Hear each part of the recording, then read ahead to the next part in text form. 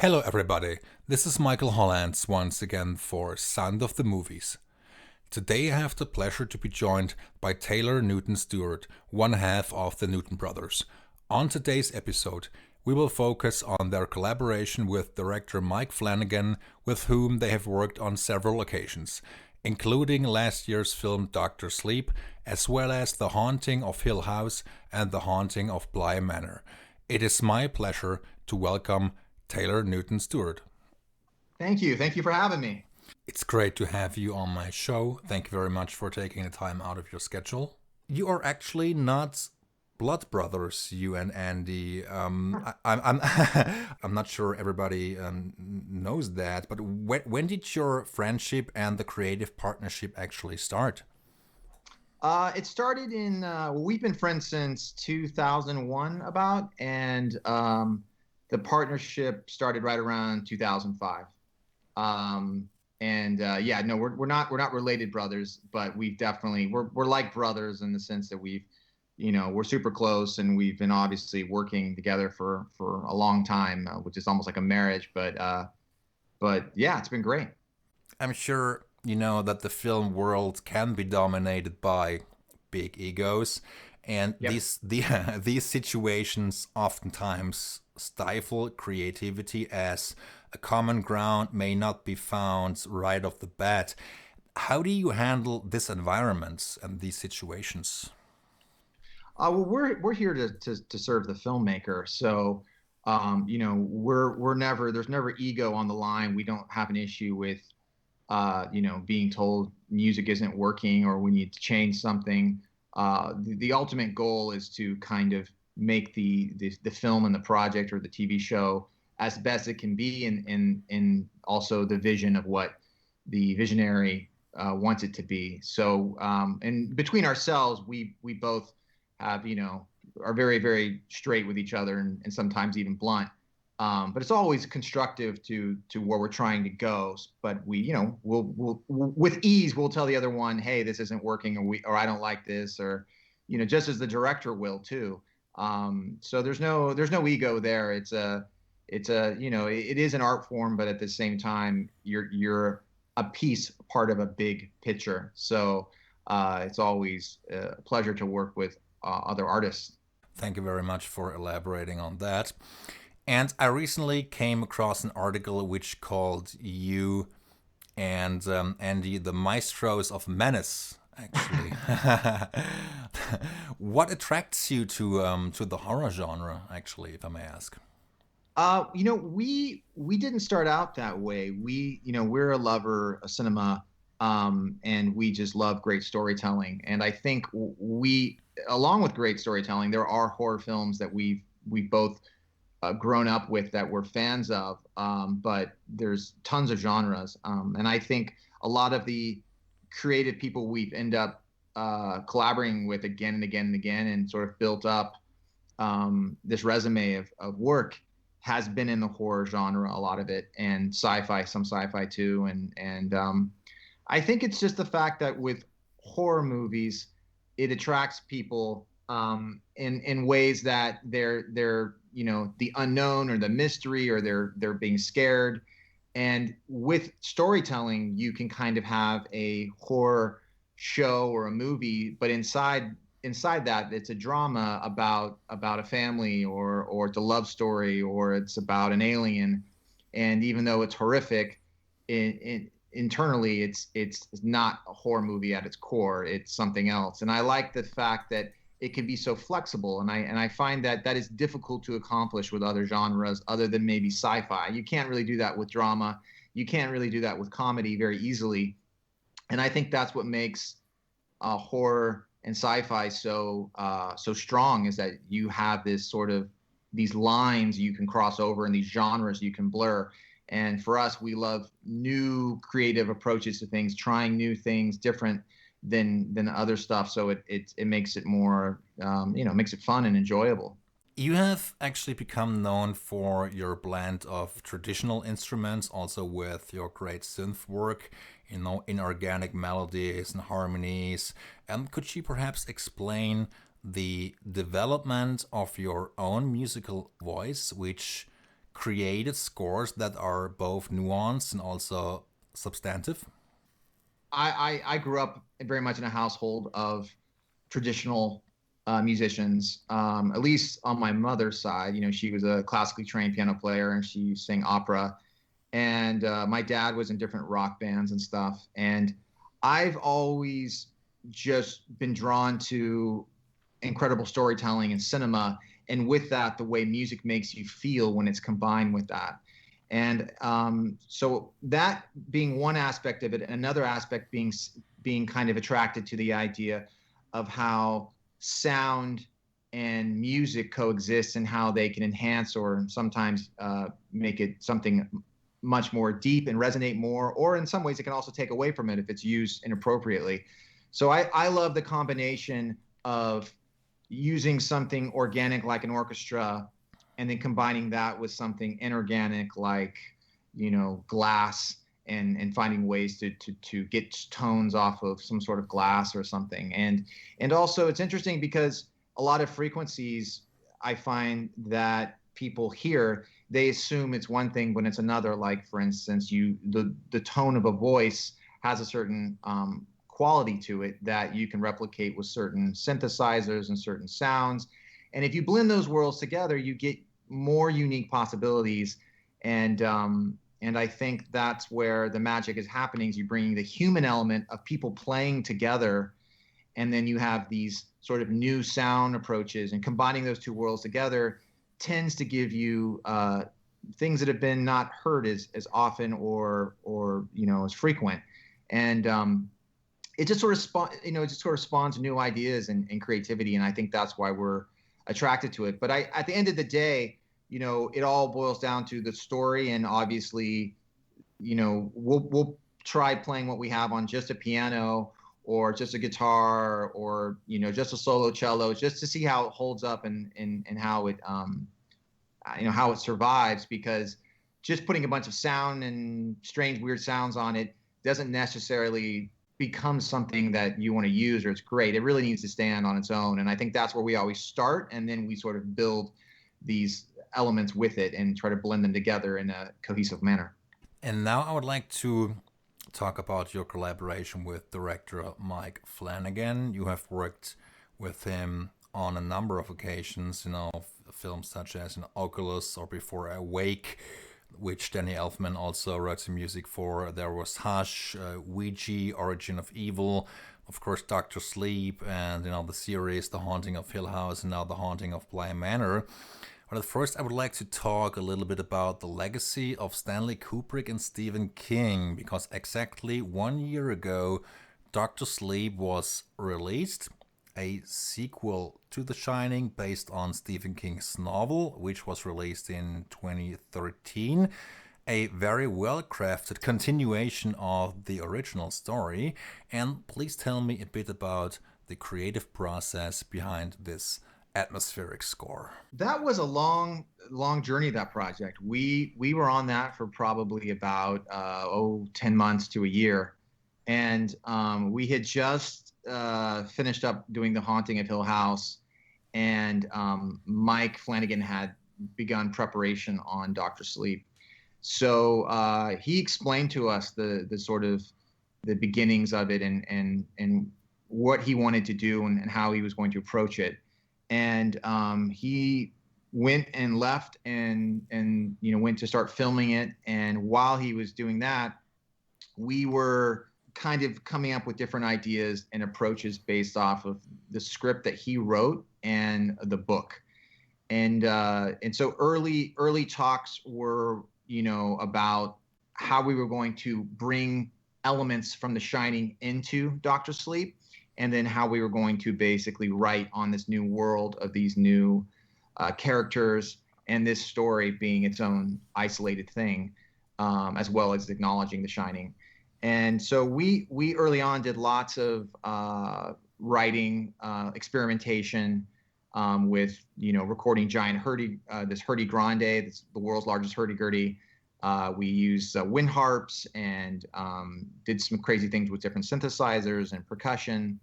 And then we wrote all these pieces of music too, with some stuff with some melody and orchestra, and we built these suites together, and then we flew out to to where Mike was filming, and we went on set, which was surreal, and I'll never forget it. And we talked with him about kind of try to get in his head about what he was wanting to do sonically and melodically. And he basically told us early on, he didn't want the score to be melodically driven. It wasn't going to be a melody driven score. It was going to be more in line with The Shining, which, after a lot of deep studying and looking at The Shining and sort of looking at the blueprints of it, most of The Shining was needle drops of, Bartok and Ligeti, and they were, in some cases, on top of each other, just thrown into different places. I like to think that it was strategically thrown, but I'll never know that. But and so, of course, and there was Wendy Carlos, the stuff that Wendy and Rachel did, and their music, and the kind of the culmination of those two things and how it lived. So once we figured out where Mike was on it and what he wanted to do, we then started taking all these sounds and the few melodic ideas we had, and we started sending him stuff, and then working with him on the edit and finding what we wanted to do and what we didn't want to do, and that was kind of then by then we were with the orchestra and trying some really interesting, unique approaches to the orchestra, which were uncommon for traditionally recording, a cinematic, like a Hollywood film. The way we approached it was definitely different. And all the producers in the studio were all very supportive of this sort of endeavor, and to kind of make Mike's vision happy. And I think the thing about Mike Flanagan, to answer your first part of your question, is that guy, he is just so incredibly talented across so many different aspects of filmmaking. He's an amazing editor. He's an incredible writer. He's also a fantastic director, and now he's producing. He's, he kind of runs the gamut, and he has the ability actually to write music. He's even joined in on our scores now and then when he's had time, and he's, he's very fluent in music, and it's just an incredible pleasure to work with him on every project. And so on Dr. Sleep, we really were able to kind of hone in on his idea of what he wanted. And interestingly enough, the script, by the way, was really supported by King and Kubrick. And the studio. Everybody loved it, which is a phenomenal thing in itself, because as you know, Stephen King wasn't a fan of The Shining, because it wasn't based exactly on the book as he had it, and so there's a lot of these Kubrick fans who love The Shining, and then there's the Stephen King fans who love the book, and there's been a little bit of this sort of rub and give and take with what's better and what isn't, and Mike was able to go in and find something that everyone loved, which was I was blown away by that. So that's kind of was how we got our initial start, and sort of what we ended up doing our process on Dr. Sleep, and we're really happy with the way it came out, and being a fan of The Shining, obviously, and a Stephen King Kubrick fan, it was a huge honor for us to work on that project. And that's very interesting. You mentioned the Stephen King criticism of Stanley Kubrick's version. I must say, I love The Shining, the Stanley Kubrick movie.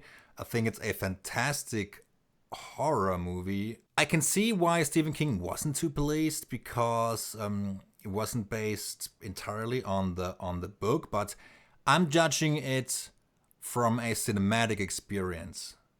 Sure. I know the book, and I can see why Stephen King made that criticism, but I just love the movie. And then afterwards, years later, Stephen King actually wrote the teleplay for the TV adaptation of The Shining, which I'm sure you have also watched. And yes. I also liked this one. I liked it a lot, actually, but I still prefer the Stanley Kubrick movie, to be quite honest. And you created some new music, but I also loved it how you paid homage to the score by Wendy Carlos and also Rachel Elkind. And how you use the theme, which Wendy Carlos also used in The Shining for the opening credits, the Symphony Fantastique. Yep. That worked really, really well. And I must say, your score, it's not intrusive at all. It's oftentimes very, very subtle. Yeah. It creates tension. There are some creepy and eerie noises, and also the orchestral elements.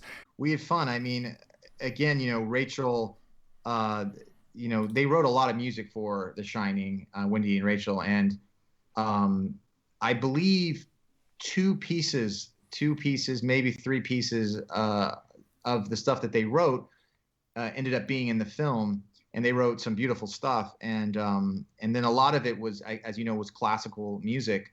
So it was really fun to sort of interweave what they did and the classical pieces they used into the score. It was, I mean, getting to write that kind of music in a horror film or psychological thriller is it's a rarity these days to write in that style. We at one point we had it way more classical. Actually, the score we had was way more on the leaning more towards Bartok and stuff like that, and we ended up pulling way back on that. But early on we tried a bunch of stuff, and it was just an absolute fun, like a kid in a candy store getting able to try all these different things, and it's one of those things that's just incredible. And he also brought back the heartbeat, which supported many of the scenes, which of course fans of the Shining will also remember, which adds a lot of tension. Actually, it's very good. Yeah, no, we talked to Mike about that early on, because of the fact in The Shining of how they use the heartbeat, and they sort of had this high piercing sound for the actual element of The Shining, Danny and Doc. So it was super. It was just an absolute blast. But sadly, the film wasn't a commercial hit. Yet I feel it's a very well crafted movie. The released director's cut, I feel, is the superior version. I mean, I love the movie that Mike made, and I'm very proud of it. Interestingly enough, the critics and the sort of just the what they thought of it rated really, really, really high, and for whatever reasons it didn't get the exposure I feel like it needed in the the theatrical release, but those who ended up seeing it loved it, and again it scored really, really high in that realm, and so we were both really, really happy with that. And it's it's funny, it's a funny thing with films. I believe one of my all-time favorite films, it wasn't very successful at the box office, which is Shawshank Redemption. Oh, masterpiece.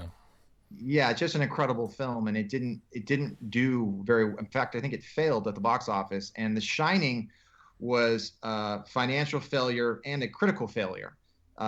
Also, they didn't like it critically or and financially didn't do well. So it's interesting to see what's perceived as a success just beyond the terms of, obviously the film needs to make its its money back, but I know that Warner Brothers is really proud of the film, and and I'm glad that it's finding a home out there and people love it, and I'm super proud of what Mike made, and us being able to be a part of it.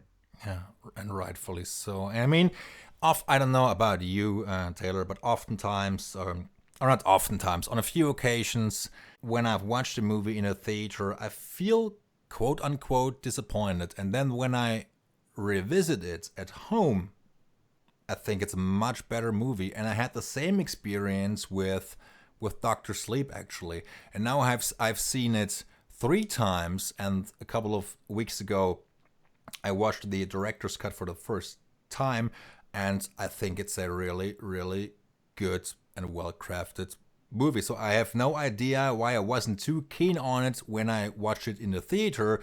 Yeah, I mean, everybody has their their voice on what they like and what they don't like, and things sometimes grow on you, sometimes they don't. But yeah, no, I'm glad that you're enjoying it now, and yeah, I mean, I was on cloud nine when we found out that we were going to be doing that. And as a kid growing, I mean, I saw The Shining first, and then strangely at a young age when I wasn't supposed to, and then I read the book later, and it was interesting because reading the book, we read the book, The Shining again, and of course we watched the film many times, and it's just this incredible dread of tension that you feel drained when the movie's done, and it's just such one of those sort of it sort of drains you in a good way, as like a scary film would do. And so going from that into Doctor Sleep, which is really a very much a different approach, it was just so much fun to kind of connect those two worlds and to see, the audience. When we were running the test screenings, they were just screaming, going crazy for it. So it was really quite a treat to see the reaction of that. Great. Thank you very much for sharing your thoughts on that. Now I would like to talk about The Haunting of Hill House and The Haunting of Bly Manor, the Haunting anthology series, so to speak. How would you describe Mike Flanagan's approach and what he wanted the music to sound like? Also, the when it comes to the aesthetics of the series and the music. Mike is again, he's a very unique visionary. He's incredible in the way he approaches things. I feel like he can film it all in his head, and then when he goes to shoot it, he's already knows what shots to go for because he's written it, he's shot it in his mind, he's edited it. It's unreal how good he is at what he does. But I think on the music element, Mike was very involved, especially in season one, setting the tone, and we went back and forth on the music, and he said, hey, let's try this and try that. And again, Mike is quite proficient with music, and so we were kind of deciding what the sounds we were going for, both melodically and sort of how we were going to use the orchestra. And Mike's also a very big fan of piano, and so are we. And so we wanted to use something that could be incredibly minimal and delicate to sort of really express the fragileness of the family and the kids, and sort of how this all ended up building up to the end of the show. And so that was something Mike talked to us early on about, was the tone and setting this all up. And then season two was a completely different, even though it had a lot of the same sonically, the same tone and approach, and the same some of the same themes we redid and expanded on and wrote new themes. And but it really all kind of comes back to season one, which we had those early conversations with Mike and sort of the back and forth on the music, and it really sort of shaped and molded what was to be the Haunting sort of series. If I recall correctly, one of the characters in Bly Manor said, I believe it was the first episode, there's a different key for every lock. And I think this could also be interpreted as there is an appropriate score or solution for every movie. That's the way I would interpret this also. How do you get into the right mood and mindset for a new project? Also when it comes to Hill House and Bly Manor, and how you approached it musically and how you brought your own personality into it. It's interesting. Andy and I joke about this, how a film or a TV show done really well writes itself. And it's interesting because the story kind of dictates to you, when music should play and when shouldn't play, and the characters when they're acting their heart outs and they're kind of telling you the story. It's a delicate walk to figure out, where music should go, where it shouldn't go. And I feel like there is a process of maybe sometimes putting music somewhere and you're like, you know what, this isn't working. Let's see how it plays if we just mute it. And so there is a process of kind of going through things. And I think it all starts with, the script that well, in this case that Mike had written, and then of course the show itself or the movie and the story and how it informs you and how you feel watching it, and you know, it has a certain aesthetic that goes with it, and I think like once you find those key elements, it really starts to just take it starts to kind of grow into its own thing. And that was the approach we had on Haunting of Hill House. And Bly Manor, although the sort of message and the story was very different than season one, that was sort of the you know, that was sort of the through line of how to do it. And Bly Manor really sort of informed us when we watched it, in our conversations with Mike early on about what he was going for, how we were going to take earlier melodies and we were going to expand some of the harmonic content of it and making it a little bit more detailed, and how we were going to take these new themes and we were going to approach them. And so we would write some new stuff and send it to Mike and get his feedback, and then that would sort of inform us of what to go on from there. And I think that's one thing about Mike that's just also very, very encouraging, is he's always supportive of trying new things and wants us to you know, be as creative as possible.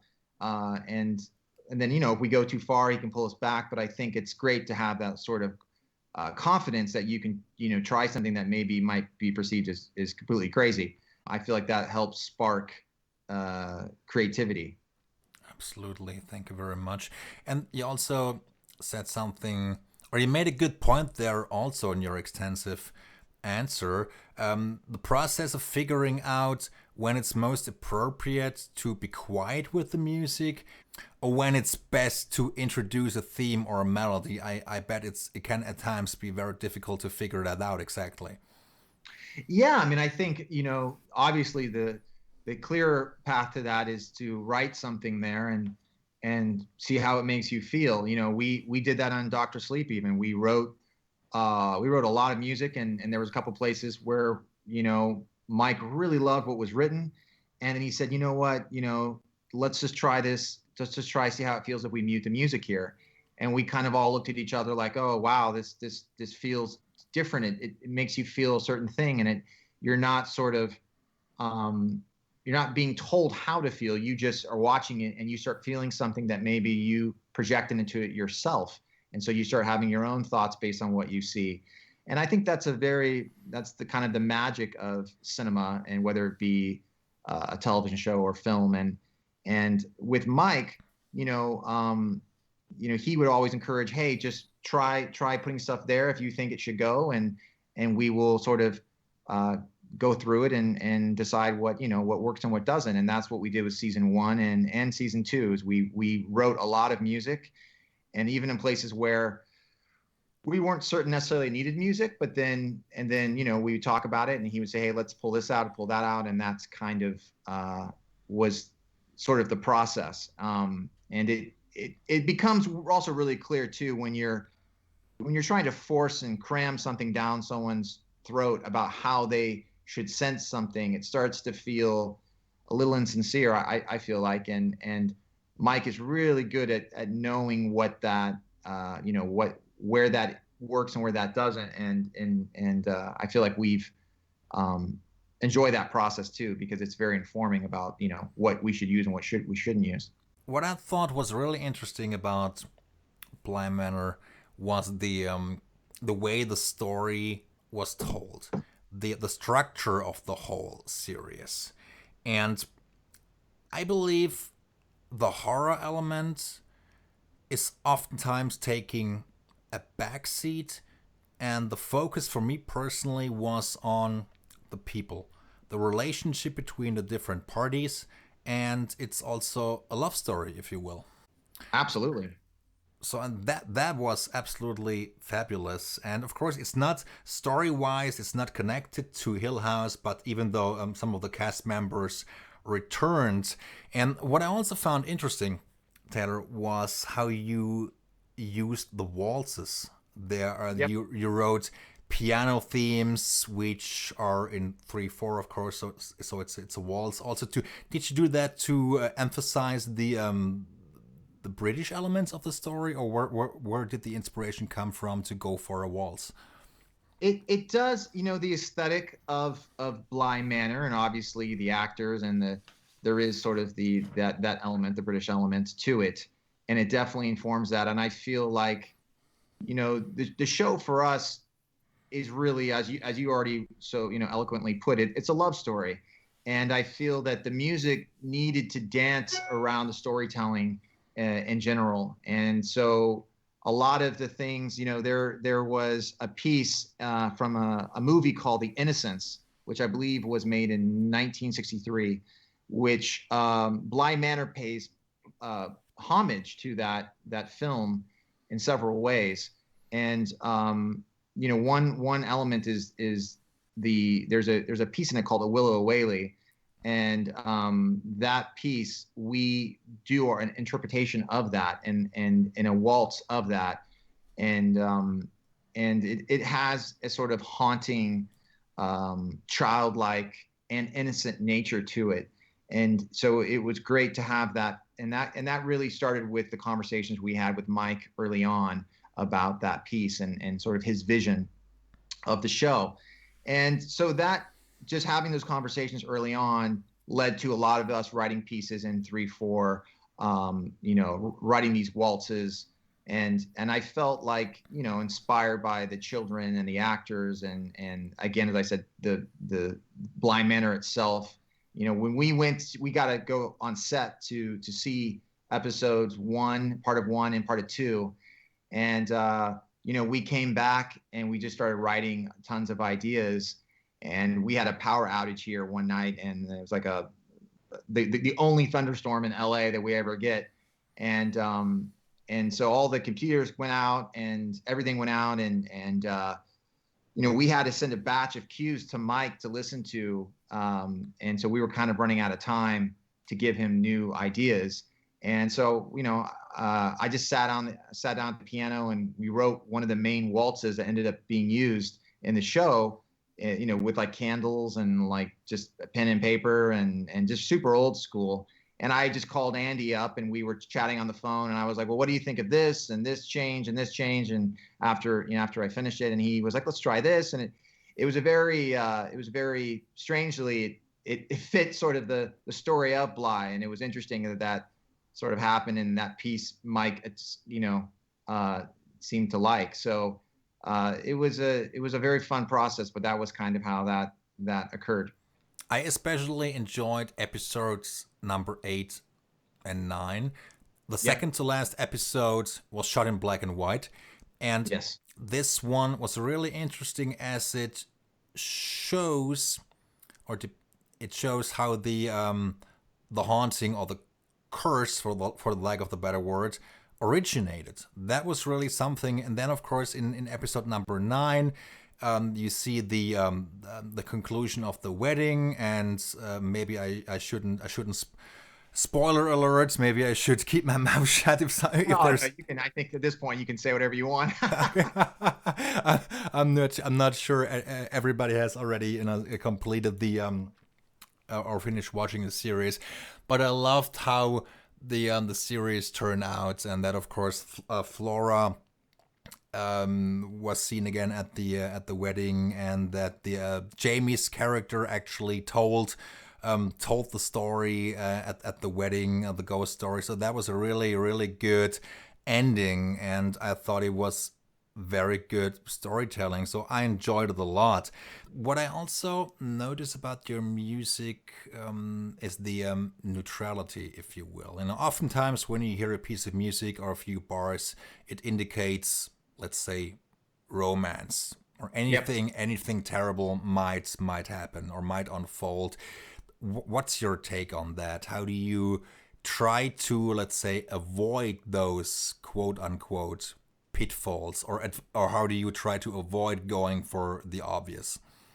That is 100% intentional, and it's a very it starts with the themes, and it starts with the melodies that we come up with early on before we ever see picture. And it's discussions with Mike. In season 1, Mike was involved with the music heavily. He just was super we were going back and forth, and he was saying what he liked and didn't like. And season 2, we had that, but it wasn't as much because he was so busy. But he definitely was listening to everything.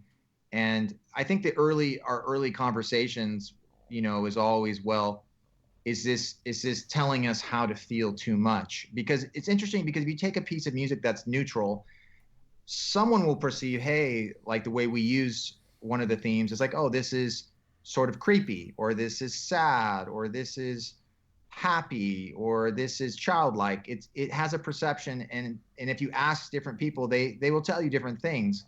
And I think that, especially with the Haunting series, is super important not to dictate too much when possible, so that way people sort of they feel what, based off what they see and how it relates to them. And I think that, I credit that all to Mike. He really is great at that, and he is also sensitive to hitting someone over the top of the head, saying, hey, I want you to feel this and feel that. And so it's a line that we walk very carefully and very intentionally too. You just mentioned that Mike was so busy during the whole process.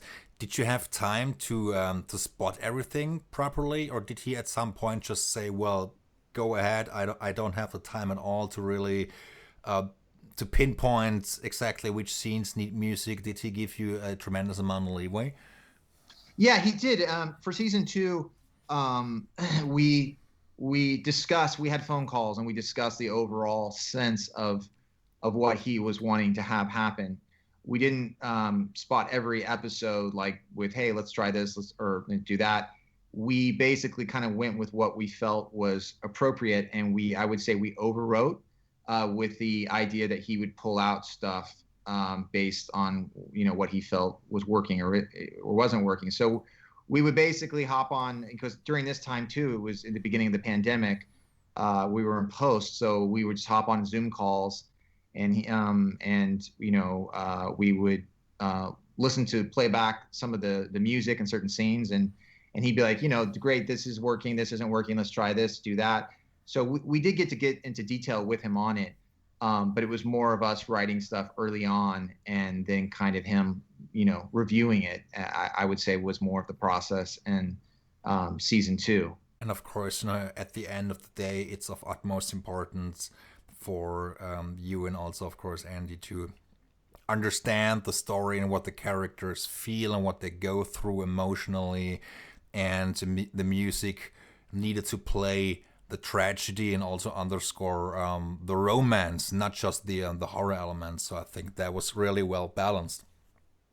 Thank you. Yeah, I mean, again, this is why I love the way Mike writes, and his storytelling it's so, you're so involved in the characters, you're so you're deeply believe what they're telling you. You're whether you can relate to it exactly as the character or in your own capacity. I feel like it's kind of sucks you and draws you in, and I feel that's why there's so many people who relate to it, and they feel slightly broken when the character is broken. And it's what's the biggest compliment than that, I think. And so I think it's our job to make sure we walk that balance, not getting in the way of that. It's a waltz, it's a dance, especially for Bly Manor. Yes, and of course you also need to, let's say, think outside the box, musically speaking. Creating new sounds, or which are extraordinary, or you might want to push the boundaries with sample libraries, or using custom built sounds and so on. But I think that's also very important to you. It is, yeah. We for every project we always think about, hey, how can we outdo ourselves? It's not how can we outdo someone else, it's how can we outdo ourselves, and how can we be better at what we're doing. And every project has its own. It does have its own limitations, to the degree that if you're writing Bly Manor, you can't whip out a guitar and start playing some guitar music. It obviously doesn't fit what it is. So there are limitations that are practical to whatever it is that you're doing. But that being said, there are creative ways to, like, for instance, in episode 8, it's not the current time of the show. It's a different time. So, how do you use those waltzes in a way that play in the 80s, but also play, back during the 1600s? How do you write music that can sort of connect those two without seeming too spread apart and still work? And it's always interesting challenges. Not always the challenges are sonically in the terms of soundscapes and strange sounds. Sometimes it's in the sense of orchestration.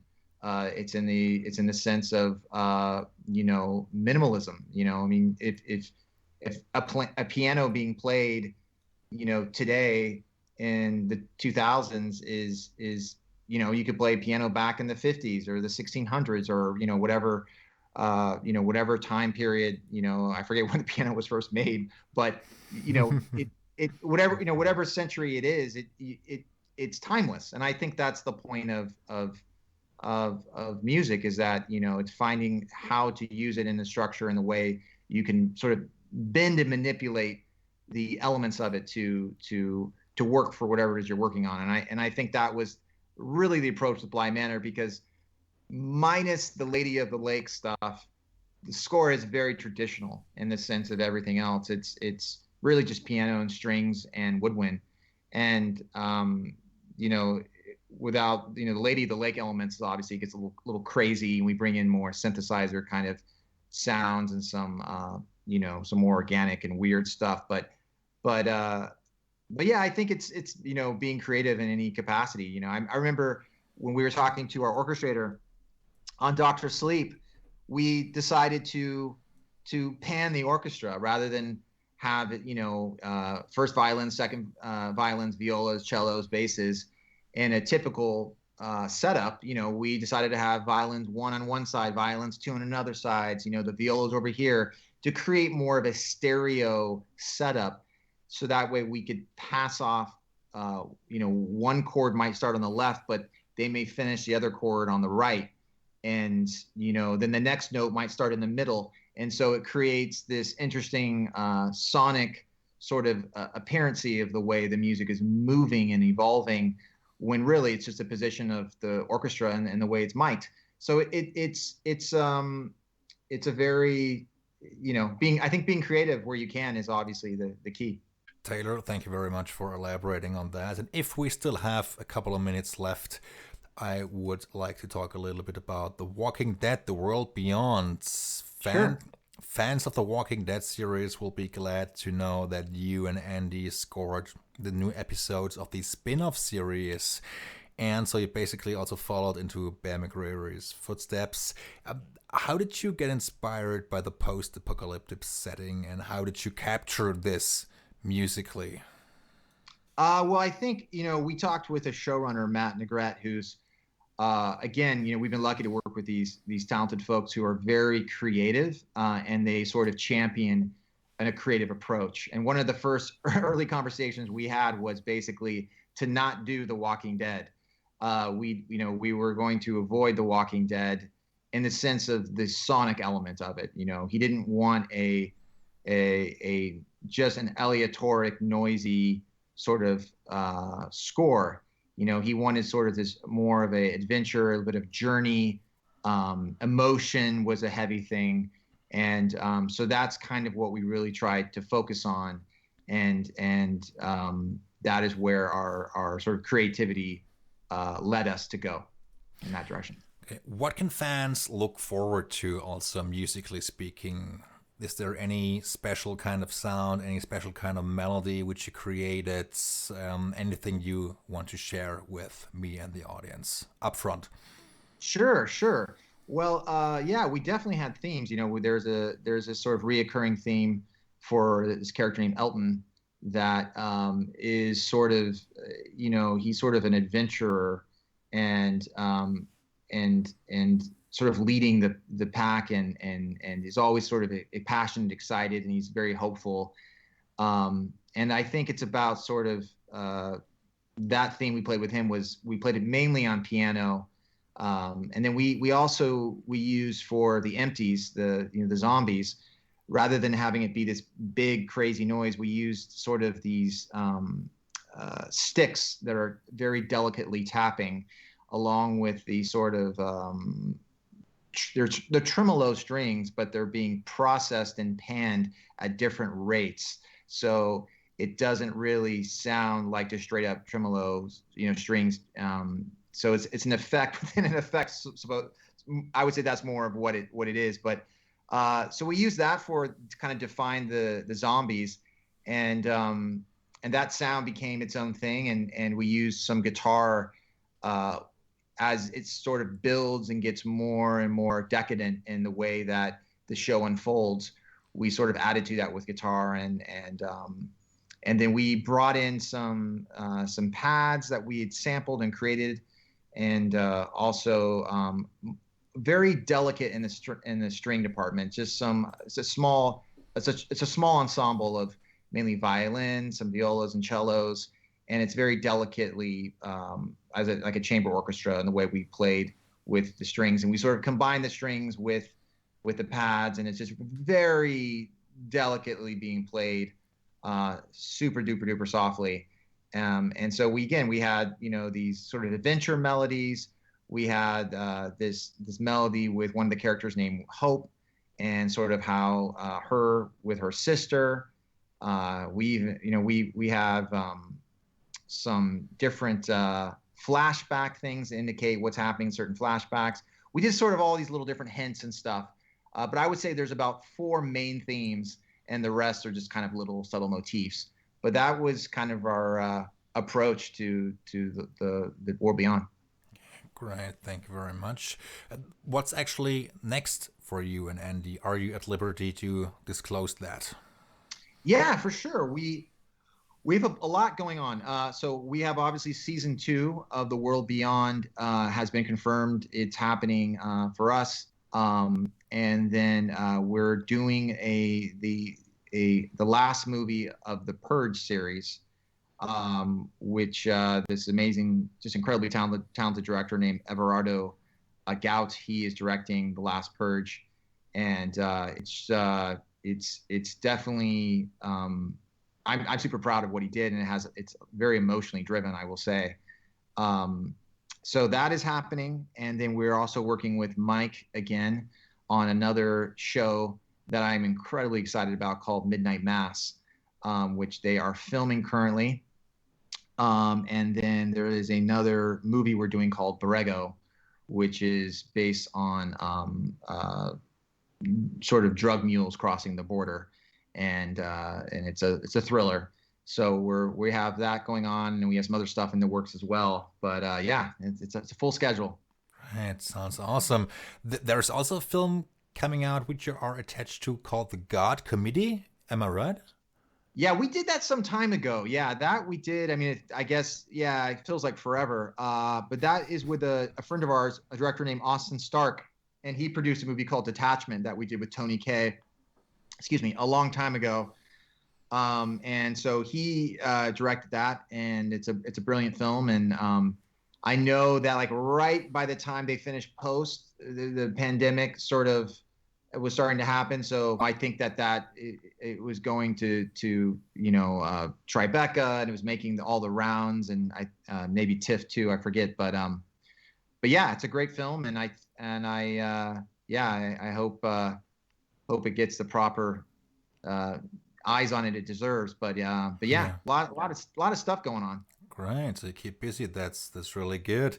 And Taylor, are you and Andy actually also preparing to work on a concept album, maybe also outside the film music world? Yeah, we've been working on a record actually for a bit. We've wanting to do it for 7 or 8 years now. We've been talking about it pretty intensely, and the pandemic sort of was an opportunity to I mean, not much of an opportunity because we were pretty busy. But yeah, we've been slowly kind of chipping away at it, and it's I